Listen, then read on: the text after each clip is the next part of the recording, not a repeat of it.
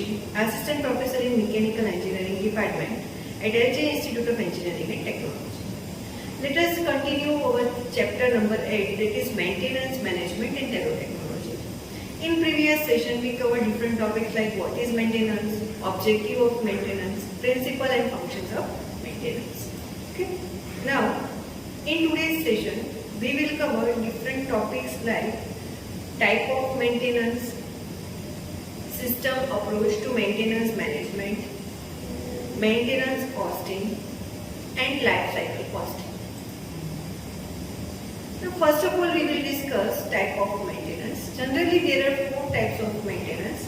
First one is corrective maintenance, second one is scheduled maintenance, third one is preventive maintenance, and fourth one is predictive maintenance. Now, first of all, what is corrective maintenance? It is a maintenance task performed to identify, isolate, and rectify a fault so that the failed equipment, machine, or system can be restored to an operational condition within the tolerance or limit established for in-service operations. Now, the type of corrective maintenance. Corrective maintenance can be broken down into smaller categories, scheduled and unscheduled. First one is scheduled corrective maintenance, that is needed but not required to be performed immediately. And second one is unscheduled corrective maintenance, maintenance that is required due to a critical failure that must be corrected without delay. Now, we will take the examples of corrective maintenance. A spray nozzle becomes clogged, causing lubricant to stop flowing through the nozzle. Okay, so work order is created to clear the blockage or replace the nozzle head at the time of next inspection. Okay, this is known as a scheduled corrective maintenance. Okay, now second example is for the unscheduled corrective maintenance. Mineral buildup from the hard water collects in a pipe, increasing the pressure and causing it to burst. The pipe must be replaced as soon as possible. So this is a part of the unscheduled corrective maintenance. Okay. Now, next one is scheduled maintenance. Okay, what is scheduled maintenance?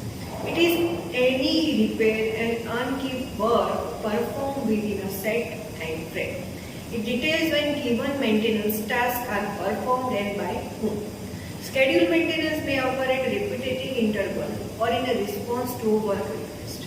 Most facilities have a heating, cooling and ventilation system running throughout the building. The system requires regular inspection and tune-ups in order to keep running at optimum efficiency. Much of the work is fairly simple, such as keeping register clean and replacing air filter at regular intervals. Now, third one is preventive maintenance. Now, what is preventive maintenance? It is the regular and routine maintenance of equipment and assets in order to keep them running and prevent any costly, unplanned downtime from unexpected equipment failure. A successful maintenance strategy requires planning and scheduling maintenance of equipment before a problem occurs. A good preventive maintenance plan also involves keeping a record of past inspections and the servicing of equipment. Because of the complexity of maintaining a preventive maintenance schedule for a large amount of equipment, many companies use preventive maintenance software to organize their required preventive maintenance tasks. And the last one is predictive maintenance. It is a type of condition-based maintenance that monitors the condition of assets using sensor devices. This sensor devices supply data in real time, which is used to predict whether when the asset will require maintenance and prevent equipment failure. Okay. Now, the first step in participating predictive maintenance is establishing baseline. You need to monitor assets, conditional baseline, and collect data before installing the sensors. That way, when you begin to collect the conditional data, there is a control to compare any abnormalities. From there, it's a simple and any time piece of equipment performed outside of normal parameters. The sensor trigger into predictive maintenance protocol. Typically, a work order is generated in your CMMS and assigned to a technician so they can perform any required repairs to address that anomaly. Okay. Now, we will discuss about the replacement strategy. why we need a replacement. Now replacement problem involve items that degenerate with the use or with the passage of time, and those that fail after a certain amount of use or time. Okay, items that deteriorate are likely to be large and costly. A replacement problem involves items that degenerate with the use or with the passage of time. Okay, items that deteriorate are likely to be large and costly, like machine tools, trucks, seats, and home appliances.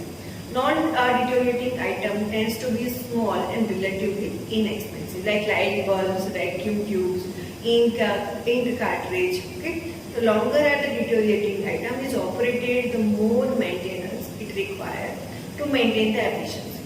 Furthermore, the longer such an item is kept, the less is its resale value, and the more likely it is to be made obsolete by new equipment. If the item is replaced frequently, however, investment cost increases. Okay? Thus, the problem is to determine when to replace such item and how to maintain to perform the that sum of the operating, maintenance, and investment cost is minimized. Okay? So, optimum replacement policy of the equipment can be determined if the reliable estimate of the revenue. Okay? Revenue means return from the equipment, upkeep, which is maintenance cost, and replacement cost are available. Okay, the equipment which is used in industry can be mainly divided into equipment with a diminishing efficiency and equipment with a constant efficiency. The first category deteriorates with the time, resulting in increasing in the operating cost, including maintenance cost and constant efficiency for a certain time period, and then deteriorates suddenly. Okay. Now we will discuss about the system approach to maintenance management. What is system approach to the maintenance management? Now system approach is based on the generalization that everything is interrelated and interdependent. A system is composed of related and dependent elements which, when in interaction, forms a unitary whole. A system is simply an assemblage or a combination of things or a part forming a complex whole. System approach to management views the organization as a unified purposeful system composed of interrelated parts. This approach also gives the manager to see the organization as a whole and as a part of the large external environment. For example, the human body is a system with all organs, muscles, bones, and conscious like all of its parts. Okay. Likewise, in a company, group of division people working for a common goal or success. So this system for a mainly approach to the management. Okay. Now, what is the impact of Taro technology and maintenance management? What is the impact of Taro technology on maintenance management? First one is big part of Taro technology is in understanding the role of maintenance and the value of warranty. Next, many large pieces of equipment and other physical assets come with the warranty offered by the manufacturer or vendor. And last one is in Taro technology, the way in which these warranties provide value related to the projected cost is examined. Okay, now we will discuss about the maintenance costing. The term maintenance costing refers to any cost incurred by an individual or business to keep their assets in a good working condition. This cost may be spent for the general maintenance of items like running antivirus software on computer system, or they may be used for repair such as fixing a car or machine. Okay, so the maintenance cost includes cost incurred on a large number of activities. Some of these activities are like a cost of manpower and facilities dedicated to the maintenance department for a repair and maintenance.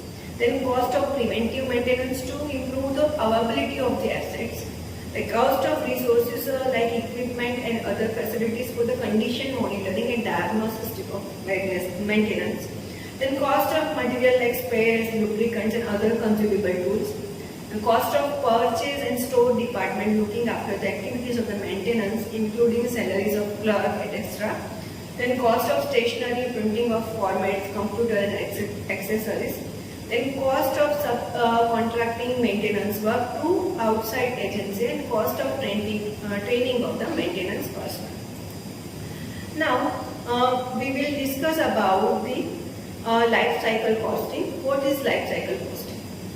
Life cycle costing or whole life costing is the process of estimating how much money you will spend on an asset over the course of its useful life. Whole life costing covers an asset cost from the time you purchase it to the time you get rid of it. The cost to buy, use and maintain a business asset.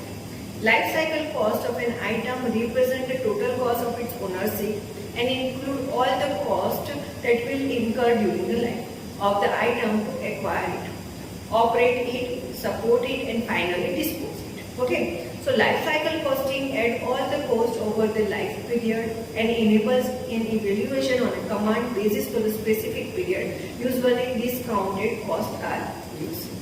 Okay, so life cycle costing is a 3-stage process. The first stage is life cost planning stage, which include planning of life cycle costing analysis, selecting and developing of LCC model, applying LCC model, and finally recording and reviewing of the LCC result. The second stage is life cycle cost analysis preparation stage, followed by the third stage, implementation and monitoring of the life cycle cost analysis. Okay, so this is what about the life cycle costing, maintenance costing. Okay, so thank you all of you for watching this video.